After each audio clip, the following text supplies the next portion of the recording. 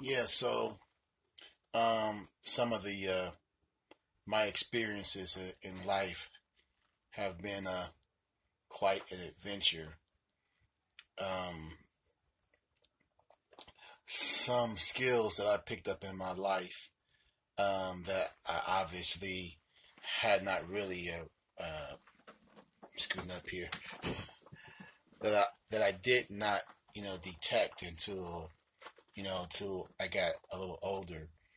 When I was a street preacher, back anywhere from I'll say 96 all the way till 2003. Um, it was just an epic time in my life, and I got so heavily involved in just being, I guess, what you would call just a street preacher and an evangelist. I would always be out and about in the city, relating to people, sharing the Holy Bible, praying for people, meeting different people. I began to do that like it was, I get heavily involved in it. And so my job that I picked up while I was like doing like part-time college throughout the years, I started being a cab driver. And in the year 1999 and 2000, I did just a lot. A lot of like really just hardcore, in your face like evangelism. Pushing people to throw crack out of my cab, like throw it down the drain. Sometimes you get a call, you pick up people, and they'll try to have you go do a run and stuff, to go pick up drugs. And I would really get real personal with people and tell them, hey, this is not the life that God gave you to live. And I would challenge people, hey, I'll give you your fare back. That crack you just picked up, why don't you just throw it down this drain right here? I open up my car door.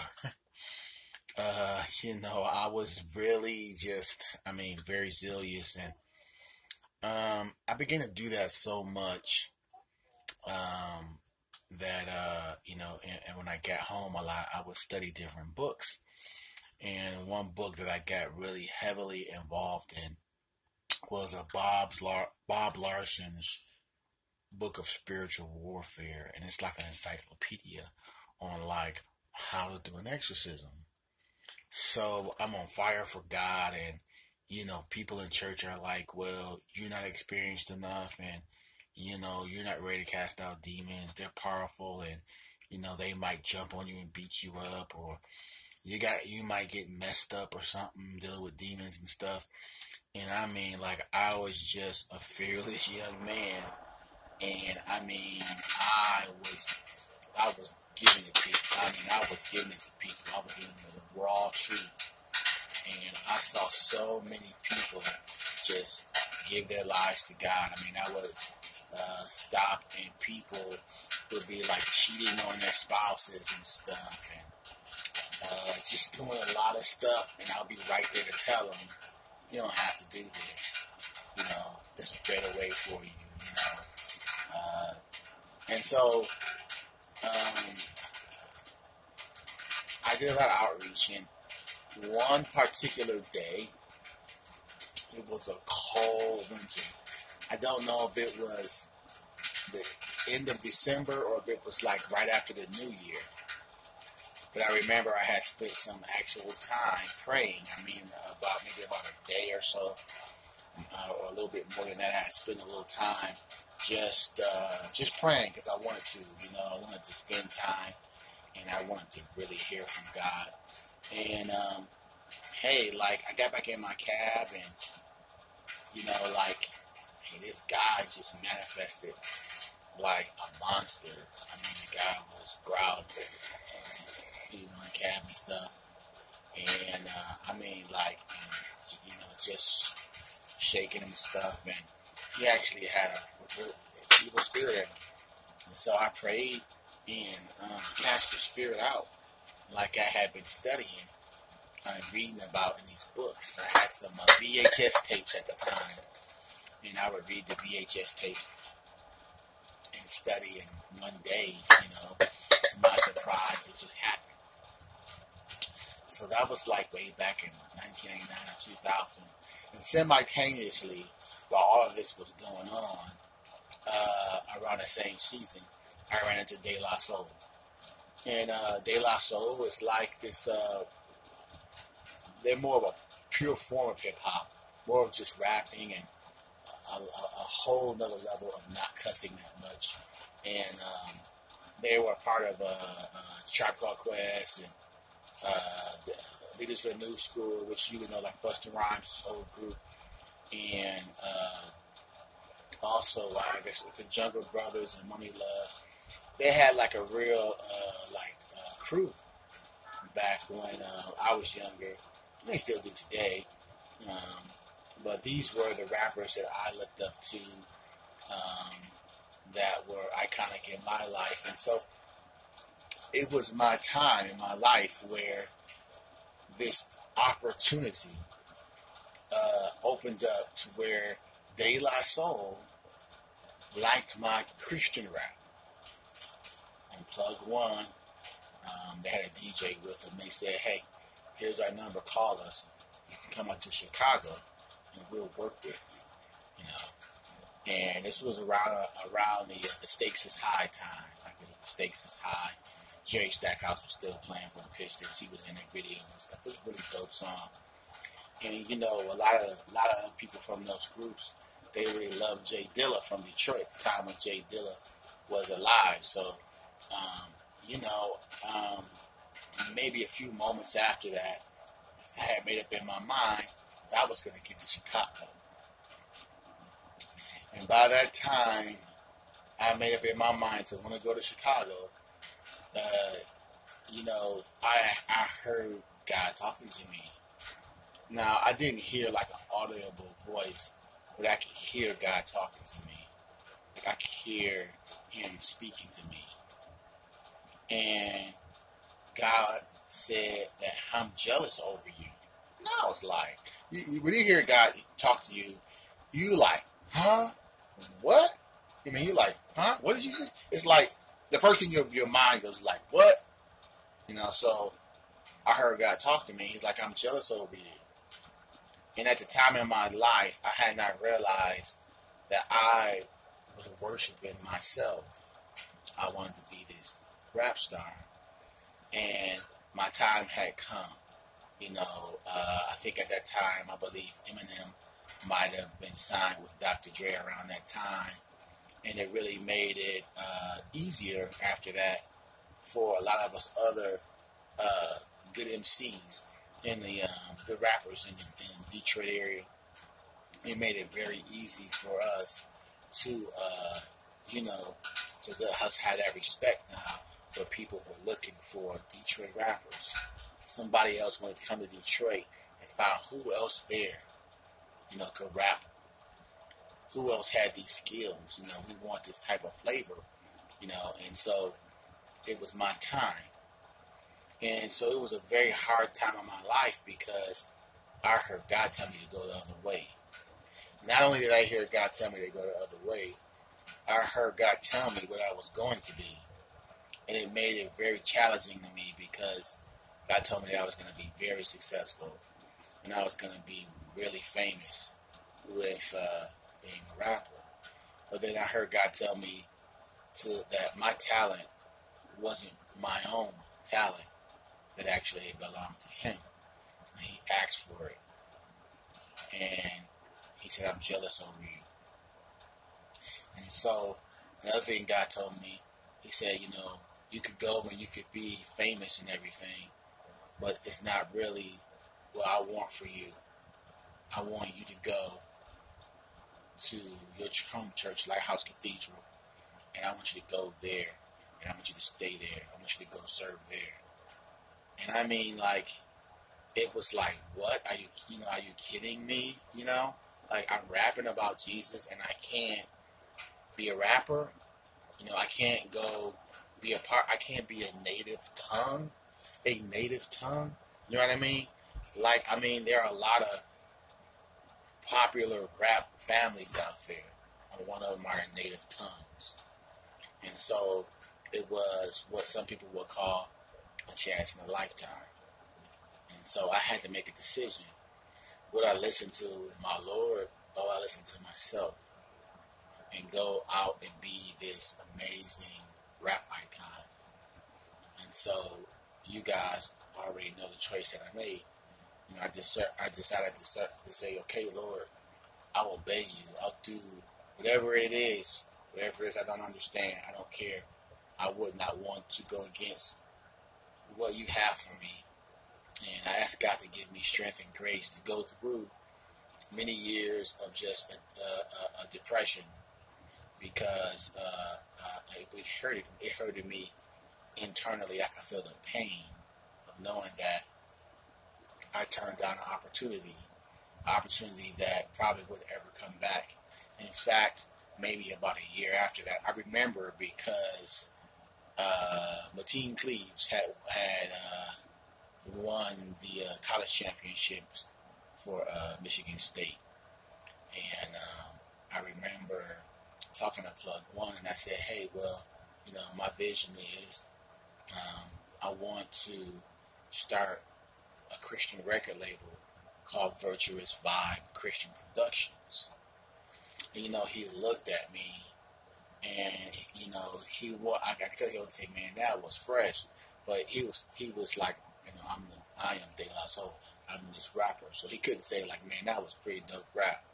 Man, that was sweet." You know, he didn't want to say that, but he said, you know, later on that year, there was a song called Ooh. There was a song with Redman and Raw Digger, and they were had like a Wizard of Oz themed rap song. And he said in the rap song, you know, MCs claiming that they're virtual, that's gonna hurt you, yo. And they were talking about, like, you know, I should have came and listened to them, because they could have invested money. They could have made money off of me, and I would have been successful. But I didn't listen. You know, I lost my hip hop respect by not responding to, you know, the De La Soul offering for me to come to Chicago. And so it really pissed me off. And even as a Christian, you know, like, I don't think that even now, you know, like, the Plug One is no match for me. You know, on a bad day, like, dude, they can't see me. You know, so it's not a beef thing, you know, per se, but, you know, I wouldn't mind, you know, having a battle round with Plug One, or who else want to support them. You know what I mean? I wouldn't care. You know, they can get ate up. I'll do it for charity. So, you know, with all due respect, you know, I'm not the shoot 'em up beef type at all. I had the opportunity to work with De La Soul. They don't carry themselves like that either. But I just saw, like, dude, you know, like, you don't know what a person's going through, you know. But I heard my call, and I wasn't moving, because, you know, I don't, you know, life's not promised tomorrow. You know, I remember Aaliyah. You guys remember Aaliyah, the young lady that sang with R. Kelly. I mean, I remember how she went to her airplane, and the airplane blew up, you know, right around a couple of months before 9/11. You know, I mean, life is not promised to anyone, you know, especially when you're not in God's divine will. You're not where you're supposed to be and doing what you're supposed to do. And I understood that. But, you know, I never launched out. I never signed a contract. I never signed with anyone. I never signed a contract. And what I realized as I got older is that I never compromised my belief. You can't take something like your faith and sell it. And it's really hard for people to understand. Once you put yourself on a label that makes the type of music that does not agree with the Bible, does not the type of music that's sinful. As a Christian person, you can't take yourself and make money off yourself and make money off the music you're singing. I mean, it's compromising. And so I learned in my life that I never compromised. I never sold out. You know what I mean? Nobody beat me. I was brave enough to turn down the opportunity because I sensed that it was disrespectful to my Lord and Savior. So, to my own hurt, I decided that I would never sign on anybody's record label. At this particular time, we didn't have the technology really rolling like we do today, and so today you can get all types of conspiracy theories. I mean, look at Prodigy from Mobb Deep. You know, I had Prodigy on my Facebook page, and I had knew that he was talking to Alex Jones. I mean, look at what happened to Prodigy just for being conscious, about what was going on in the world, and you look at like just a lot of stories, whether it's Whitney Houston, whether it's Prince, or whether it's ODB, Old Dirty Bastard, or whether it from Wu-Tang, or whether it's a number of stars. Why are they just dropping like flies? How can you have this spectacular lifestyle and this fame and fortune, and then you can't keep your life, and and then we're aware of the conspiracy theories that say that people drink blood, that people make pacts with Satan, that people sell their souls for a record deal. Like those things started to make sense to me. They really started to make sense to me, and I started realizing that God had a greater plan for me, and I had to yield to what God had for me. And so years went past. I ended up going to Bible school. I was preaching so much in the street that I knew that I had to go to Bible school. I mean, hey, I'm casting out demons by myself. I'm driving around a cab, and I knew that if I wasn't going to be a preacher, I was going to do this thing. I was going to do it like it was supposed to be done. And so I went to Oral Roberts University. God actually helped me get to Oral Roberts University. I went there, and I was there for a long time. And I minored in music technology.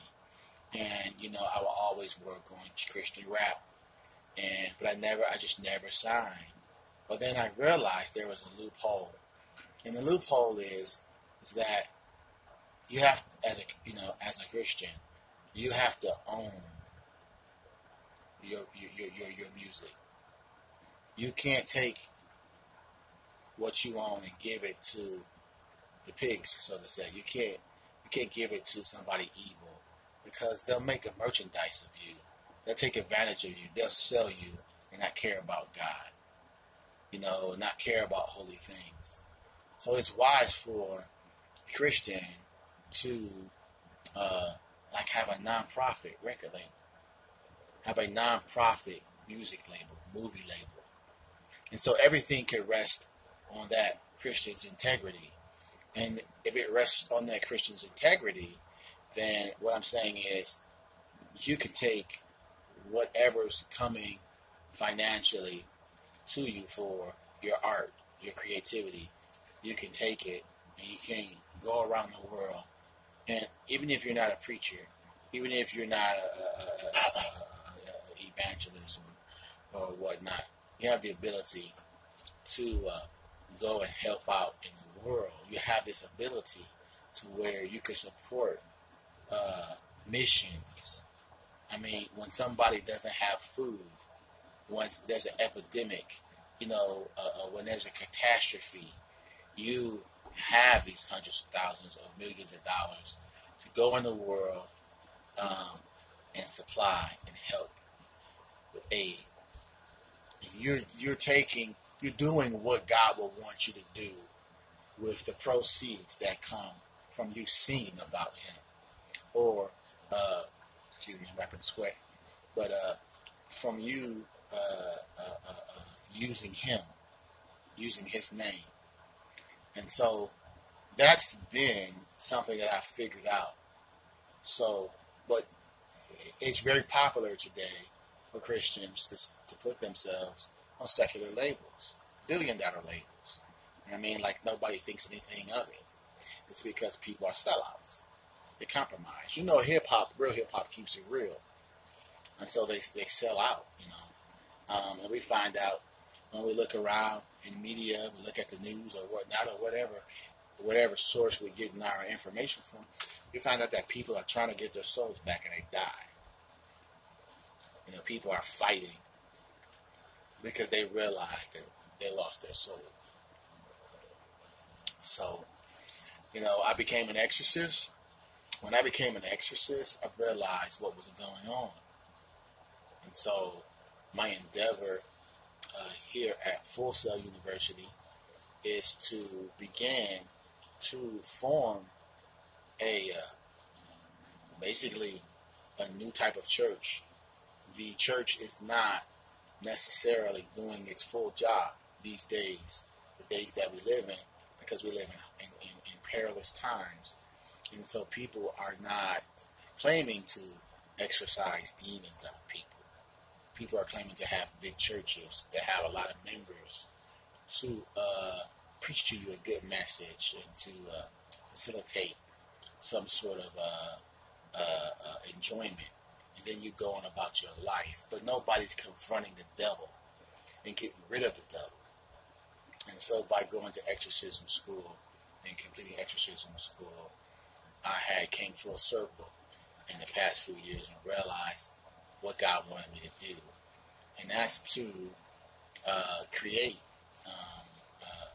pioneer a sort of a church that could, if possible, pull people from out of the entertainment industry when they realize that if I die now, I'm not gonna see heaven. I'm gonna go to hell. It's time that the church gets involved and we stop letting people like Whitney Houston, people like Robin Williams, people like Old Dirty Bastard from the Wu-Tang Clan. It's time that we stop letting these people die off. People like Aaliyah, people like Bruce Lee, people like Tupac. Why are these people dying? Well, something's happened. They've made an exchange, and that exchange may not be something that you can necessarily see. I'm from Detroit, Michigan, so we have like incredible stories out here. Like, if you guys know who Jimmy Hoffa is, people say Jimmy Hoffa is up under the Renaissance building. And the story goes that Jimmy Hoffa, when they were making the Teamsters Union, and then after that, they started doing the UAW stuff where people started having all these rights as workers, and they weren't being taken advantage of by people who had companies and wanted to make slaves out of people. So we started having all these labor laws. But we have a hero, Jimmy Hoffa,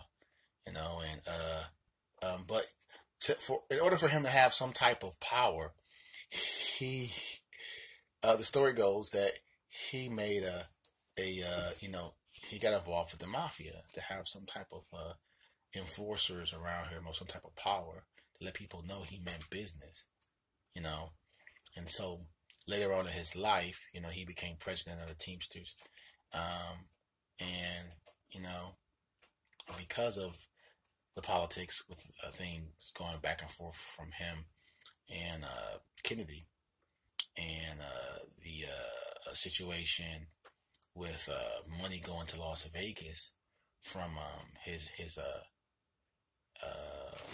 him being president of the Teamsters. A lot of that money went over to Las Vegas. So a lot of things you see today in Las Vegas came from that union that he created.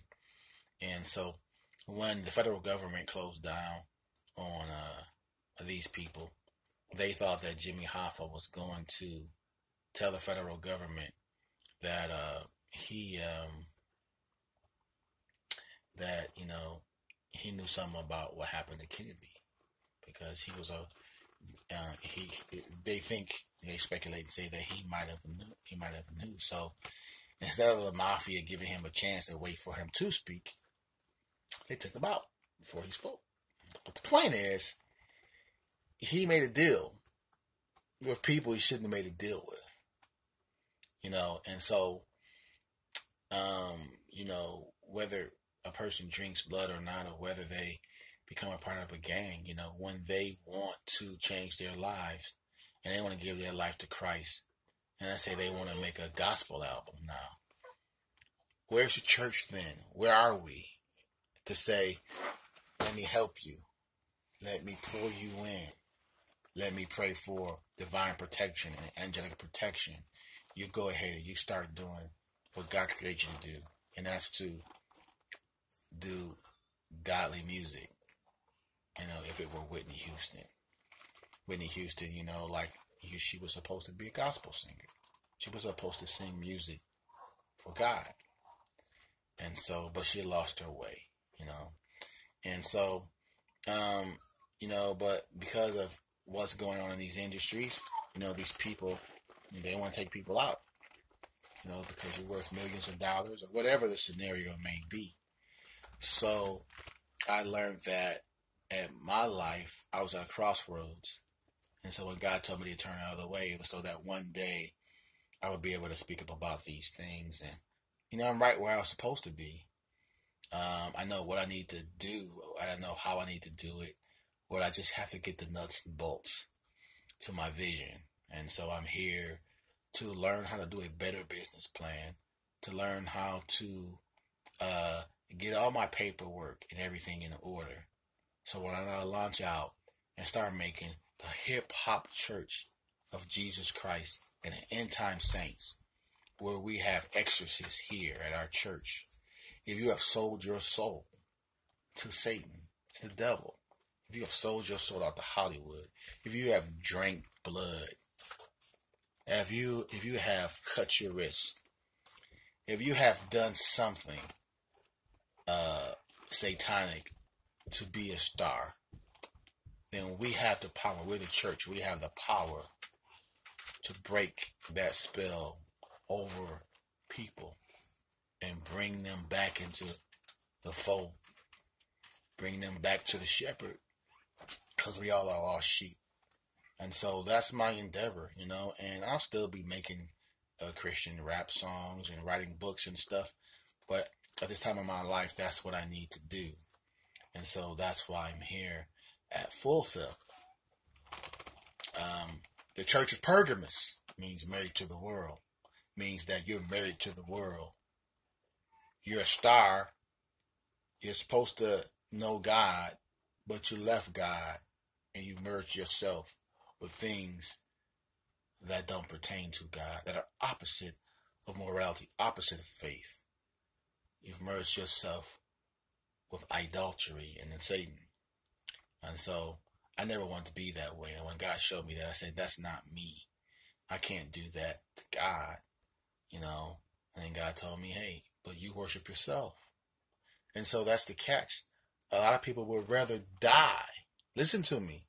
Some of us, if our dreams don't come true, we would rather die. If I can't be this rap star, if I can't be this singer, if I can't be this successful, I don't want to live anymore. And this is the approach that people and the attitude that people have. So when the time comes for them to sign on a label, they do it. Because they can't live with the fact that your dreams are not going to come true. And who is going to help you? What are you going to rely on if your dreams don't come true? Well, there's a God. And when I fall, when I get things mixed up and discombobulated, God is there to strengthen me and help me in the times where things don't turn out the way I want them to turn out. There's a time in our lives where we realize it's our time and we can hear God's voice and we should follow it. Um, I can think of a lot of people that were trying to wake up, like Eazy-E. The man was trying to wake up. He was trying to shake him. It was too late. It was too late. Prince, it was too late. Michael Jackson, it was too late for these brothers. And all the people that we know about. We know what's going on out there. I'm not saying that everybody's selling their soul, but that's what's going on. So I put myself in those shoes. If I knew that I had a spell over me and I couldn't break out of it, and I didn't know where God was, I didn't know how to find God, I would want somebody to reach out to me and let me know. If you don't want to be where you are, God will forgive you. There's still hope. You're still alive. You can still sing a song for God. People try to get out of contracts, they're dead. Offer. If you want to get out of contracts, you're gone. You're worth $5 million. You're not getting out of this contract. We'd rather make money off you and your death. And so the one thing I would like to share is, you have to have a divine source, and that specifically being Jesus, God. You have to have something to have the foundation of your life. Everything is not going to always be just the way you like it. Some things you'll fight for the rest of your life, and you won't get it. You won't get it. But some people, they'll do anything to get it. They will do anything. And I mean anything. Just like we're here, we all want to succeed. But when does that stop? Like some people will do anything. They will do anything. They will give anything to be where they are. And that's called ambition. And so I wouldn't want someone to give up all that they are to give up everything just to be famous. And so, I mean, it's ridiculous that people are just selling their soul for some mass appeal. You know what I mean? For mass appeal, they're selling their souls for a record deal. And why should you do that? Why should somebody own you? Why should somebody take your money? Why should somebody take everything, own you? And then when they're through with you, they sacrifice you and kill you. Why would you give yourself over to that? I mean, you could sing for God. And so, hey, I'm not in agreement with everything that Robert Greene says. I mean, hey, I think he's very humanistic. Humanistic means just relying on oneself. And you're not going to make it in life. You deceive yourself. You can't do anything but what you already can do. You can't go through life without having a divine help. So we're not perfect. We will fail ourselves. We will give up. We will get depressed. We will have obstacles. And we can't get over every last one of our obstacles without a divine help. And so, this is just one thing that, I couldn't totally agree with with Robert Greene. Another thing is the Charles Darwin. I mean, I didn't come from an ape. I mean, listen to me. It's actually a doctrine of a demon to say such a thing. So I'm going really light here. But Charles Darwin is not someone I would consider a master of anything good. I just hope the man, when he passed away, I hope that he recanted and repented. There are legends to say that he did, that he was teaching the wrong thing. I mean, come on, we don't come from apes. You know what I mean? That's ridiculous. Evolution is not what people. It's not exactly what people claim it to be. You know. So you know, there are two areas that I couldn't agree with. I, however, did I like Da Vinci. I like a lot of the paintings that he did. The John the Baptist painting. Those things are just beautiful art. But I guess with in some academic respect, these people are what you would call masters. Another thing is I'm not in these particular times. I'm not very. I don't agree with this. I don't know what we would call it. There's a Roman god, and the Roman god has like a Gemini type of two heads, and I just when people start meditating and things like that, I'm an exorcist. Meditation is a no-no. I mean, meditation can cause you to get possessed by the devil. The only thing a person should meditate on is Jesus, the Bible. And so I'm not meaning to step on anybody's toes, but that's another thing that I was conscious of. Like, that's the third thing. Like, this guy who believes in meditation, then you're asking somebody to meditate when, that's just something I don't do. Meditation is not something you want to play with, especially when it gets into the different forms of religion that's out there. I mean, anything can get inside of you. Only one I kneel and bow to is Jesus Christ, and it's gonna be that way, no matter where I am, or it's not a rebellion thing. It's just a reality of what's going on out here, And so, yeah, I couldn't agree with Robert Greene in that area about how there's a child and then there's an adult part of me that has to come together, because I depend on God to heal me. I depend on my favorite Bible scripture is in John 3:8. It says, "For this purpose the Son of God is manifested, that he might destroy the works of the devil." And so I believe that Jesus is within a person. The God is within a person. And he gives us the ability to destroy things that are evil. The things that are in your mind, the habits that we have, the sicknesses that we have. For example, if I die, I know that God can raise me from the dead, whether it be in this life or the next life. I know that if I'm sick, God can heal me.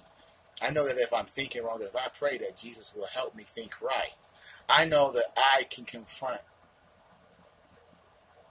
sin and say that I'm not going to do it. I'm going to do what's right. I can do that because Jesus is in me. But if Jesus was not within me, if I did not have him inside of me, I would not have that power to look at the devil, to look at sin, to look at the evil in the world, and all the time just say, no. I'm not going to allow it. I'm not going to accept it.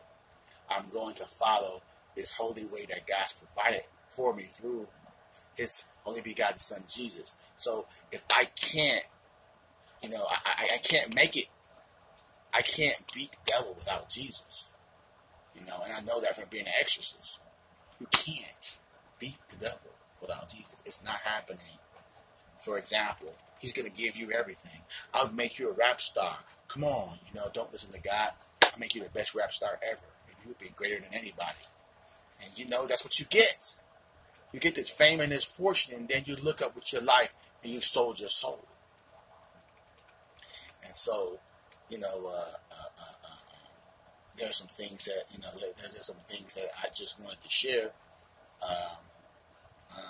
I think there are obviously some things, I think within a reasonable meter, I think that it's okay to not give up and to believe in yourself in the context of, I think that God gives us a little bit of room to be confident and love ourselves.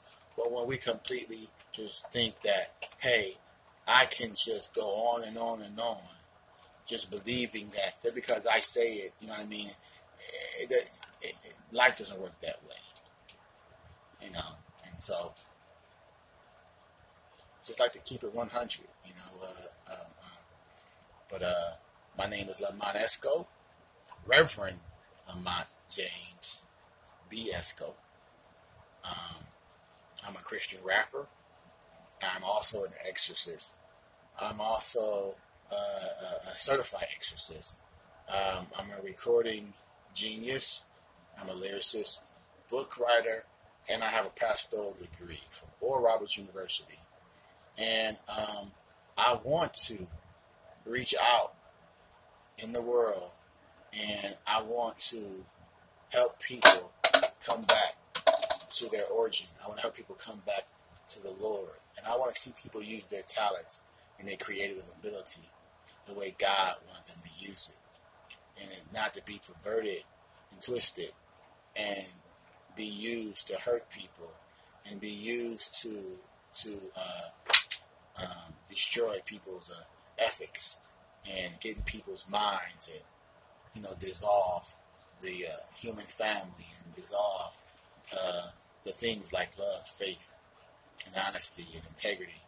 I want to be able to be a tool and be instrumental in empowering the next couple of generations to be God's star, to be a star for the gospel of Jesus Christ.